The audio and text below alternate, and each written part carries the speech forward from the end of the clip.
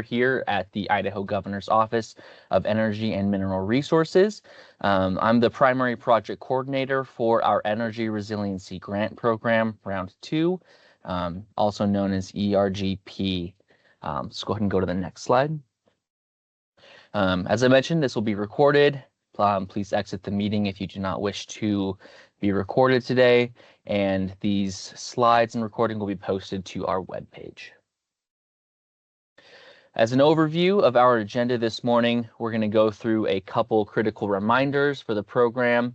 We're going to go through an overview of ERGP Round 2, discuss some cost information and what that means to you all as potential applicants. We're going to go through an overview of the application, how those applications will be evaluated, discuss next steps to best prepare each of you for submitting applications, and then we'll go into a Q&A period, and we'll also discuss the ERGP cost calculator and how that can be useful to you all.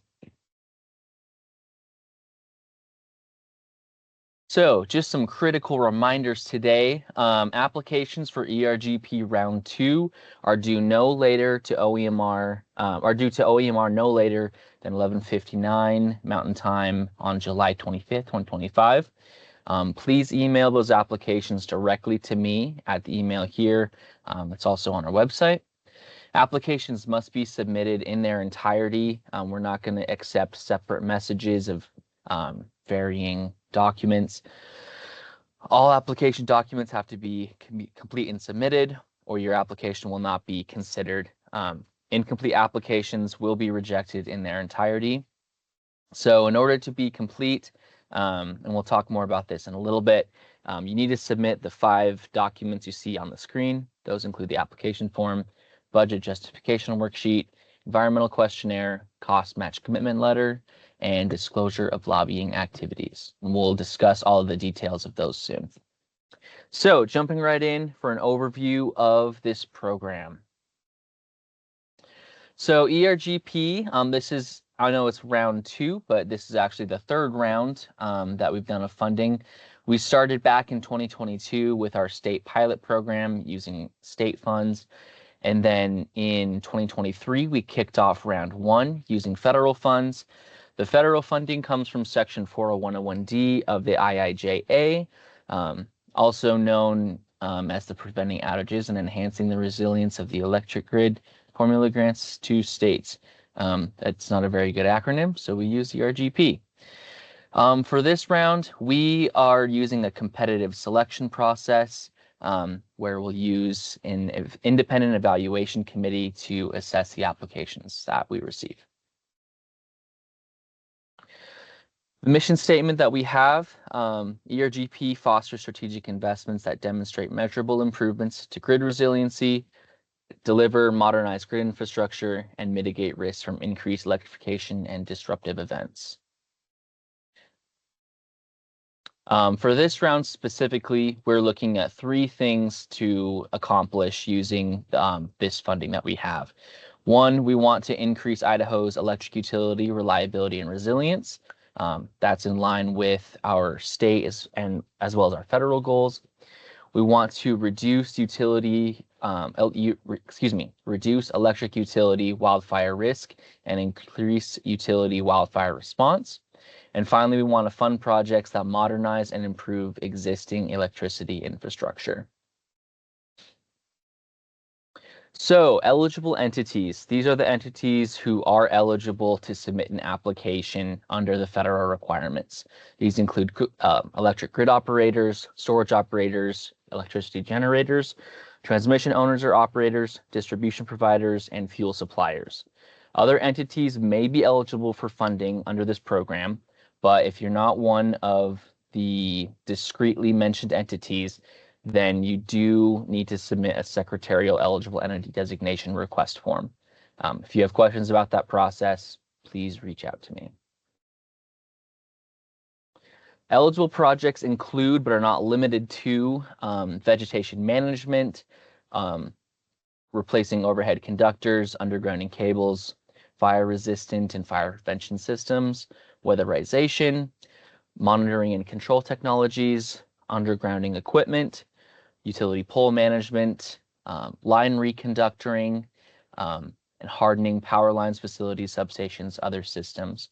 With eligible projects, the important thing to remember is that the project meets those goals of being resilient, increasing your grid resiliency for Idaho customers. Additionally, it's not on this slide, but ineligible projects include anything cybersecurity or anything related to generation. So those, or creating new generation. So those things would not be eligible under this program.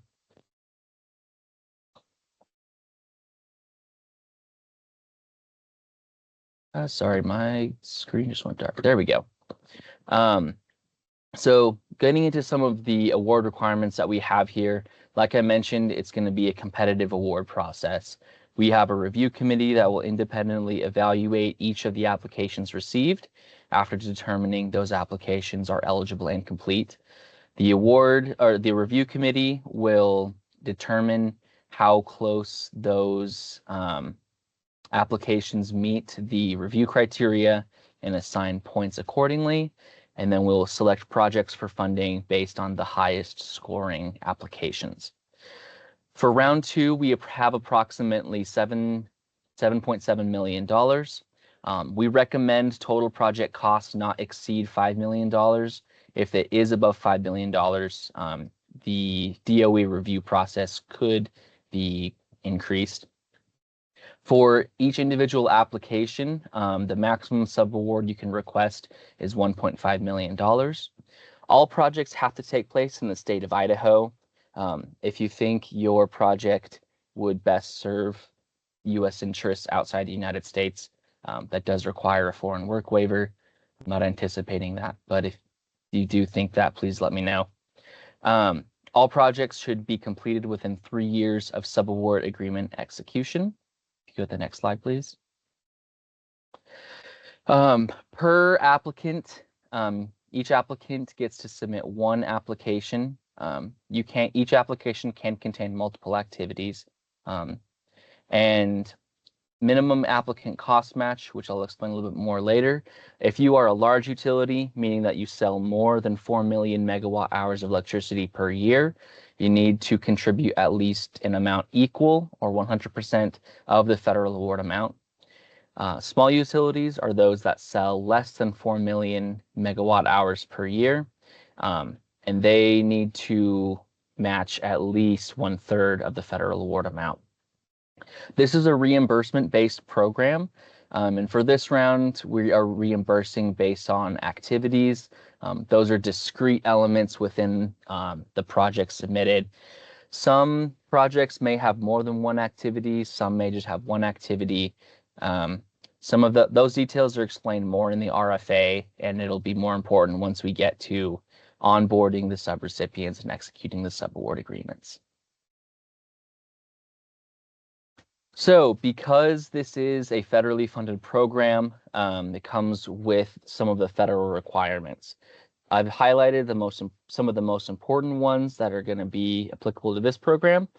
The first one is the Uniform Administrative Requirements, also known as the Uniform Guidance. This explains the cost principles, federal procurement, accounting, a whole bunch of other stuff. So if you're not familiar with uniform guidance and haven't done federally funded projects before, I highly recommend looking up some stuff about the uniform guidance. You can also find it at 2 CFR section 200. The next big one is the Davis-Bacon Act. The Davis-Bacon Act requires that all laborers and mechanics employed on the construction of federally funded projects in excess of $2,000 be paid at least prevailing wages in the locality where the project is being completed. For this round, and because it's a DOE project, we will be using LCP Tracker, which is an online labor compliance platform that's used for Davis-Bacon compliance, and it'll be provided to the subrecipients at no cost. But it is a little bit of a complicated program, so if you don't have experience with LCP Tracker, we've linked some resources on our website and in the RFA. Next is the Build America, Buy America Act, also called the Domestic Procurement Preference. This requires that all equipment consumed or used within a project be produced within the United States. And finally, the National Environmental Policy Act, also called NEPA, requires that federal agencies consider the environmental impacts of all major federal actions. So there's a specific form that we'll be using for NEPA compliance. Something to be aware of, especially it's something to be aware of as you consider the projects to put in your applications and how they will be affected by those requirements. There are some state and local requirements that may apply. So some of those are outlined in the RFA, and just be aware of the locality in which you're working in and some of the things that may apply there. So no matter what funding source is being used for each part of the program, all of these requirements will apply. So just be aware that once you're doing something under this, if you're using your cost match, if you're using federal award, state award, it doesn't matter. All of these programs, all of these requirements will apply. So I've outlined a lot more of these requirements in the RFA in Appendix B.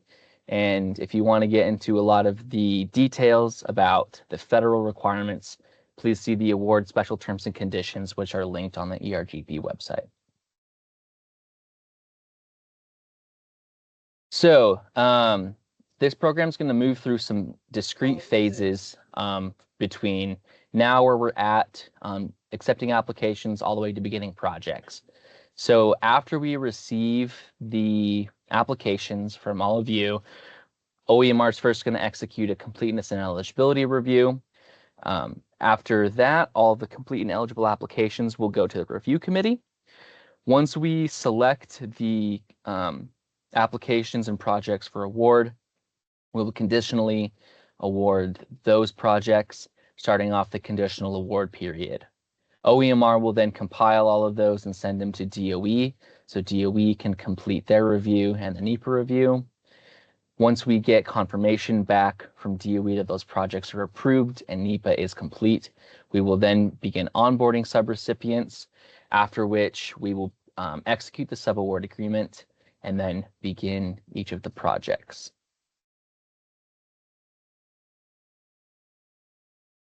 So just a little bit of a review of the timeline. We posted the RFA on June 6th.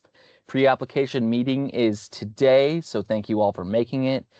Please submit any questions that you have by July 18th. We will be sure to post the final answers to those questions and any RFA addenda by July 23rd.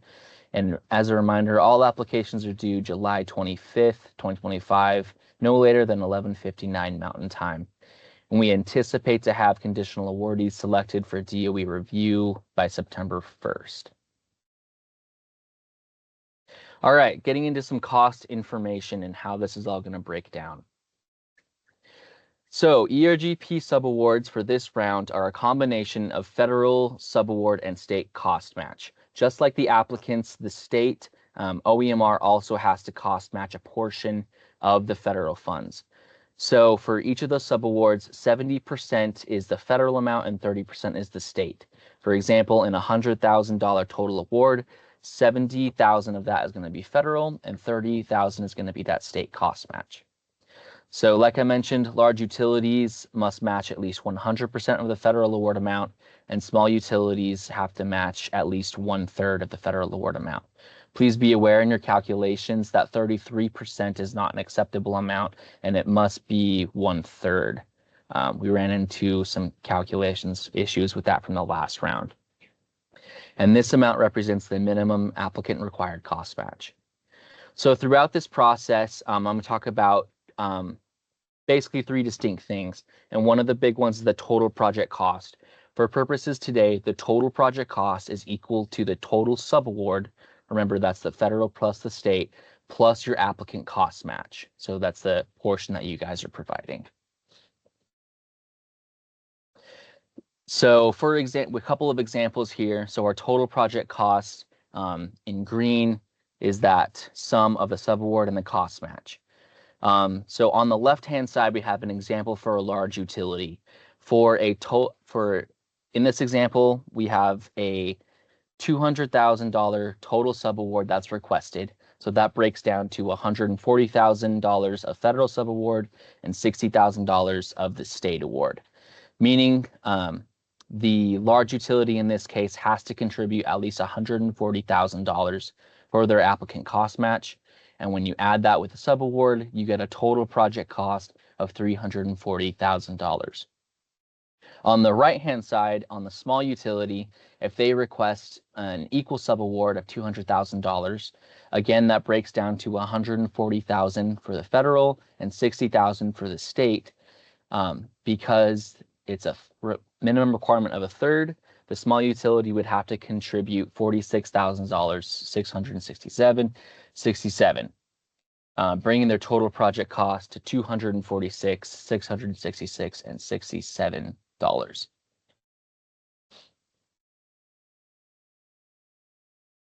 Now in the RFA, in the cost information section, there's another term in here that we use. It's called cost share. Cost share is different than cost match, and cost share can either be voluntary or it can be mandatory. So a voluntary cost share means that there are non-federal funds that are contributed above the minimum required cost match.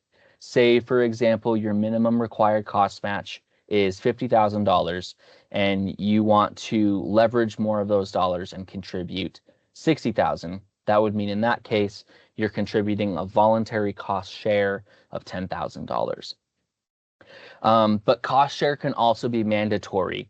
If you have a very large project cost where your subaward amount and your minimum required cost match do not equal that total project cost, then you must contribute cost share in order to cover the entire total project cost that you want to do for your project.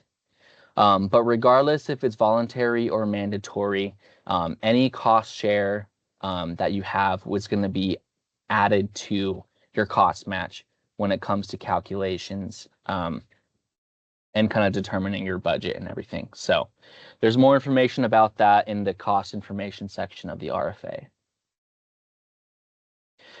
So if you look in our helpful documents on the ERGP webpage, we created this Excel table called the ERGP cost calculator, and it's just a little way for everybody to estimate what the award amount is, what your cost match is, any cost share, to kind of help you guys anticipate what costs may be there.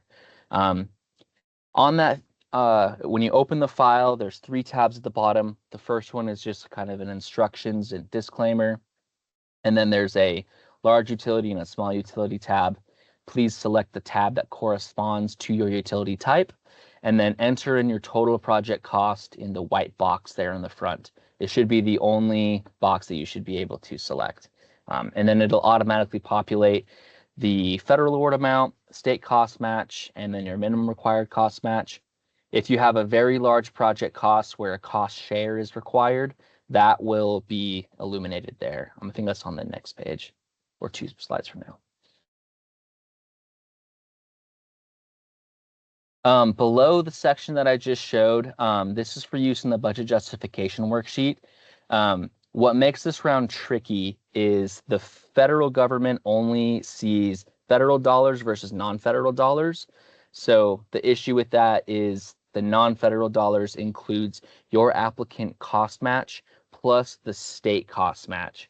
So it's something to be aware of when you're filling out this thing.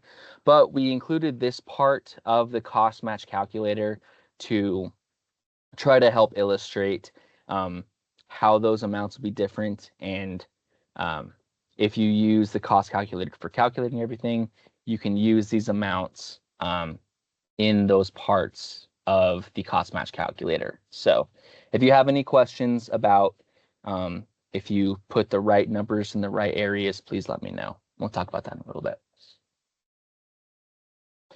This is what I was talking about with the extra large cost share. So if you put in a very large total project cost, like I mentioned, in this case, $5 million, Your total award amount and your minimum cost match is not going to equal that total project cost. So the cost share required box is going to illuminate red and indicate the amount of cost share required to meet that. In this case, it's $2.45 million. So that amount gets added to your minimum required cost match, and the sum of the two is indicated in the applicant cost match plus cost share box.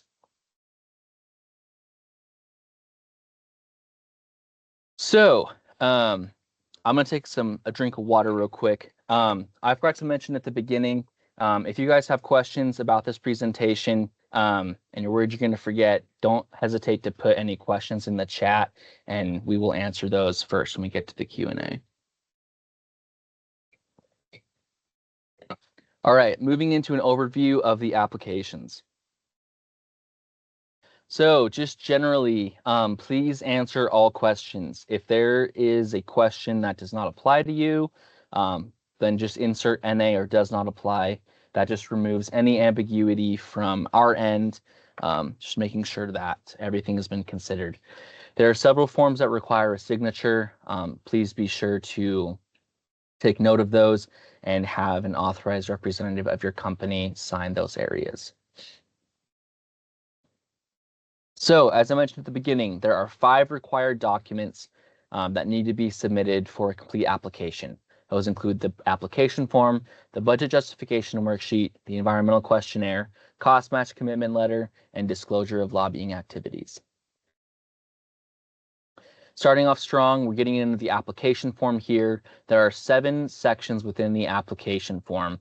This include applicant information, eligibility, project description, the evaluated criteria, federal certifications, and the project build and resilience metrics. Please be aware, the application form collects information for our evaluation committee as well as our submission to the federal government. Some of these questions may seem repetitive, and that's done on purpose to be sure that we capture all of the information we need on our end. So if you need to, it's acceptable to copy and repeat information where it's helpful and where it may strengthen your application. So in this section of the application form, your total project cost is going to be the sum of your requested subaward, your cost match, and any cost share. This is just the total dollar amount that it needs to complete your project. Your requested subaward amount is the amount of funds that you're requesting from OEMR, and this includes the state and the federal amounts. The cost match, applicant cost match, is the amount that you will be contributing to the project. And then any cost share will be in that last box. If you do not plan on contributing cost share, then you can just put 0 there. So when it comes to the evaluated criteria, you're going to see sections that look like this. At the top, you're going to have the section and the total amounts for that section. Each of the evaluated sections have topics within them. The topics are kind of like the theme for that question. Below each of the topics, you will have prompts that should be answered within the box below. So just for this example, describe the risks that this part of your infrastructure, your company is facing, providing a solution, a project that mitigates that risk, and describe how the project is aligned with our program narrative and the SESP. So the closer and more descriptive that you can answer those sections in the box, the higher scored that part of the application will be. These are 2 examples of questions that may be repetitive on the application. I just wanted to highlight these, and you'll notice in the description they say per federal requirements. This is, like I said, just so we can capture all the information. But just be aware, like I said, you can pull information from like the evaluated criteria if it helps. So just be aware of that. Let me know if you have any questions. In the last section here, there are build metrics. So just be sure that you select the metrics that you're going to be tracking before, during, and after this project period. We're going to be tracking these metrics and reporting on them in the quarterly and annual reports. And then in your one-year results report, this is where we really hope to see an improvement in those metrics that demonstrate the improved resiliency of the project. So getting into the budget justification worksheet, the first tab there is the instructions and summary tab. So just fill out data submission, the company at the top, and then your federal share, the cost match, and then application period dates. So just to be aware, the cost match in this section is the state cost match plus the applicant cost match. So this is like the first example of considering that federal and non-federal funds. The other tabs that you're going to see at the bottom are a more detailed breakdown of the different pieces of your budget. So the example that you see in front on your screen is the personnel tab. For here, you're just going to be listing all of the positions that are going to be involved in your project, the anticipated time that each of those people will have, their pay rate, and then that will calculate the total on there. For each of these, the total will calculate at the bottom, and it'll self-populate on that first tab as well. So I wanted to highlight this tab specifically because it gets a little bit weird. So this is the I cost match tab. Both the state cost match and the applicant cost match need to be detailed on here.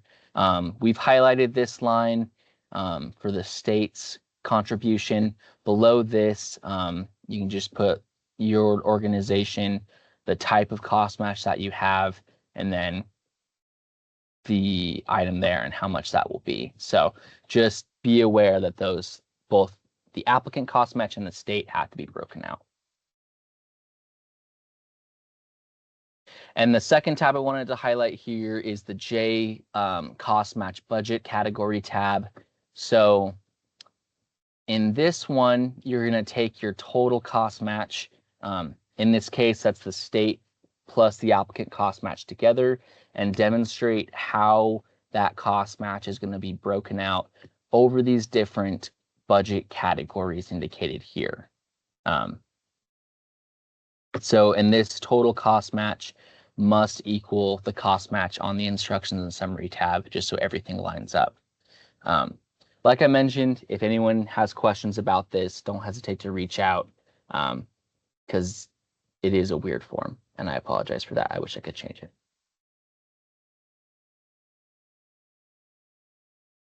So getting into the environmental questionnaire, this is going to be the piece of information that helps the federal government with NEPA compliance. So this is what helps with NEPA compliance. Be sure to fill out this information as thoroughly as possible. The more detail you can provide up front means the less time that we have to come back to any conditional awardees and gather more information to help this process go along.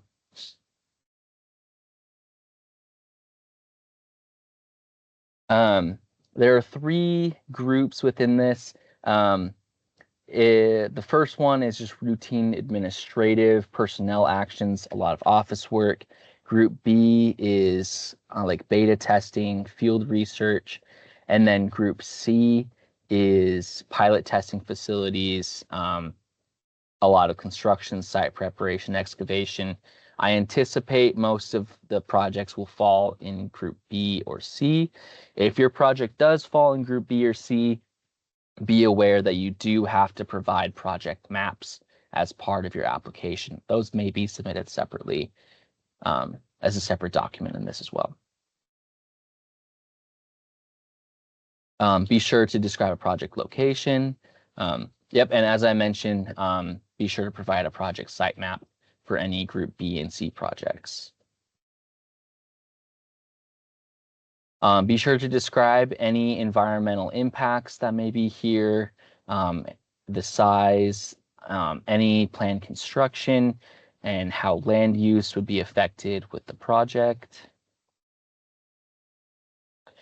This is an important part. Please describe any historical or cultural resources that you may be aware of in the area.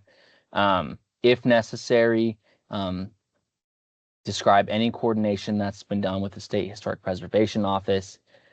Any information that can be provided here up front is just going to expedite our DOE review process.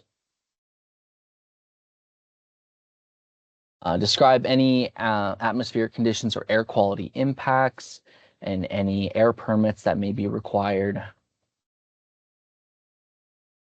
And for this year, we added a supplemental to the environmental questionnaire. There's just 3 questions. Describe if the project requires relevant land permissions, be that from the Forest Service, Department of Lands, any tribal governments, or the National Park Service. Just please describe any coordination done with landowners to date, and please attach any letters of support from these landowners if you have received them at this time.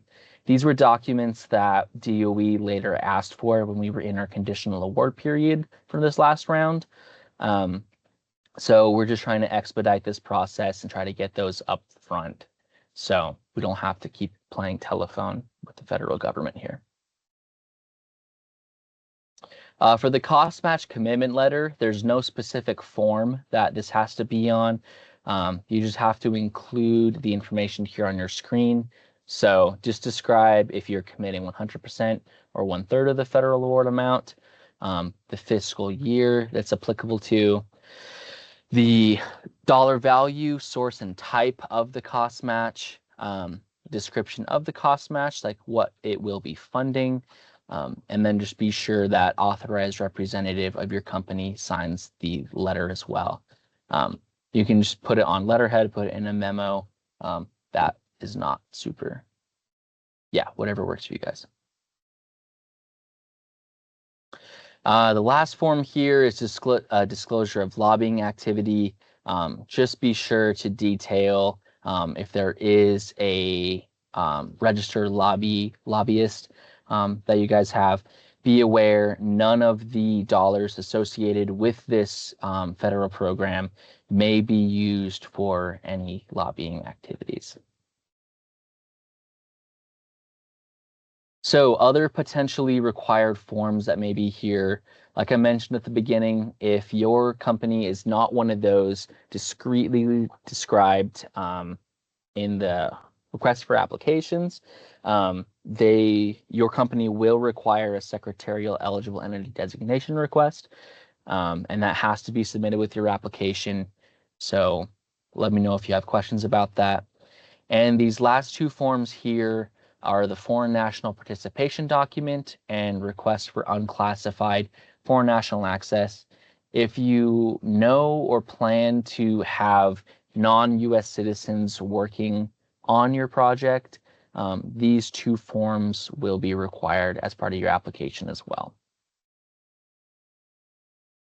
So some common application errors that may affect your application and that may result in an incomplete or ineligible application include missing those representative signatures on the applications, missing answers to the form questions, or just leaving them blank to create ambiguity, missing dates in the forms, incomplete or inaccurate or unclear cost calculations. Like I mentioned, especially that budget justification worksheet, it's complicated, it can be weird, so just take extra care to ensure that all your numbers are lining up. And the one big one that will really hurt your application is if there's missing documents. So just double, triple check that at least those 5 main documents are being submitted as part of your application. So getting into the application evaluation, we're first starting off with completeness and eligibility evaluation. Like I mentioned, answer every question, use NA if you need to, ensure those things are being signed, and complete and submit every form. After that, the eligible and complete applications will move to technical evaluation. There are four things that we are evaluating this time. The first one's project resiliency. That makes up half of your score. Customer impact at 35 points. Administrative compliance at 10. And first-time subrecipients at 5 points. For project resiliency, we have three main topics that align with our goals for round 2. The first is a clear need for risk mitigation. We want you to describe the risks that your infrastructure is facing, describe how your project mitigates that risk, and describe how your project aligns with our program narrative. That's in Appendix A of the RFA, and 2 sections of our State Energy Security Plan. These 2 sections are included as an individual document under the application documents on the web page, so you don't have to go digging through the SESP. Topic 2 is increased wildfire resiliency and response at 15 points. And topic 3, describe how the project increases your technological capabilities or modernization. The next part is customer impact.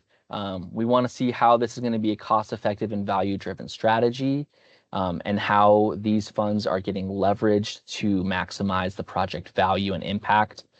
We want to see how this project is going to positively benefit Idaho customers and any community support. Please describe metrics and talk about how they will be used for identifying and improving performance of the system. And last topic here, just describe how this project will positively impact the labor market in Idaho.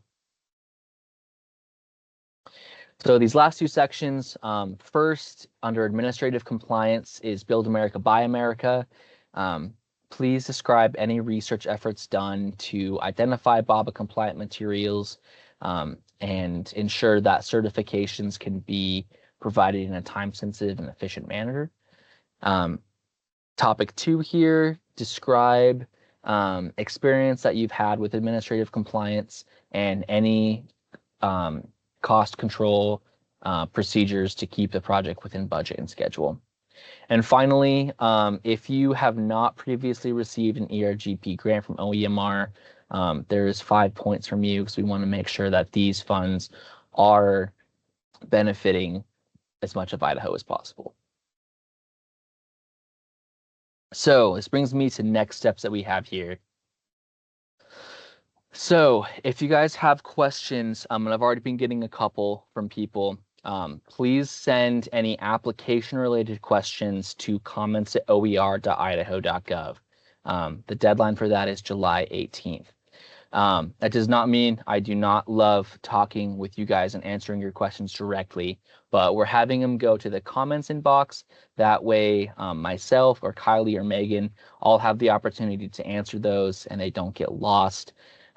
We're going to receive those questions, answer them, and post the answers in an FAQ document on the ERGP webpage, and we'll post the final one to that by July 23rd. Should you have technical, non-application related questions, like for whatever reason you can't download the application forms, you have questions about where to find like certain or like you can't access the video on the website, those questions you can certainly reach out to me directly. But if you have questions related to the application, unfortunately, I cannot answer those directly. So just be aware of that. Again, July 25th, no later than midnight. Please submit those applications. Those can be submitted directly to me. Applications must be submitted in full. The recording of this webinar and slides will be posted on our ERGP webpage. And then please also review the FAQ on our website. I think we're getting ready to post a new one of those pretty soon. So, and that brings us finally to the end of my presentation. Real quick before we hop over into questions, Kylie, if you let me take this screen real quick, I just want to show you all the ERGP cost calculator that we have. So this is the front page of it, as I mentioned, we just got some guidelines and some instructions on here. Down here at the bottom, you'll see there are 2 tabs for small and large utilities. So in this case, let's select the large one. This brings you to this page, and we got 2 sections. This section at top in gray, green, and blue will describe the different cost amounts. And this part down here in pink is the information that can be used for our budget justification worksheet. So let's say, for example, I have a project that is $800,000 of total project cost. This thing automatically calculates a federal award amount of $329,000, state of $141,000. Because we're a large utility, our minimum required applicant cost match is going to be equal to the federal award amount. So that's also $329,000. So then your federal and state amount get added together to give you a total award amount of $470,000. And your applicant cost match and cost share, since there's none, it's just your match, is going to be $329,000. Now, for example, say I had a very large project of $8 million, which I would not recommend because that's a lot of money and a lot of work. In this case, because our total award of $1.5 million and our cost match of $1,050,000 is not going to equal $8 million, there is a required cost match here of $5.45 billion. So that's going to get added to your cost match and indicated here in your cost match plus cost share. So, and then you can see this part at the bottom in pink automatically populates to help demonstrate that the federal share in this case is 1.05 million. Non-federal is just shy of 7. State match, applicant match will be demonstrated here. And then this non-federal amount, non-federal share for use in tab J of the budget category just needs to be split among those budget categories as we shown earlier. So if you guys have questions about the cost calculator, that's something you can definitely reach out to me about. But with that, that brings us to the end of me talking for a little while. And here we will end our recording as well. So.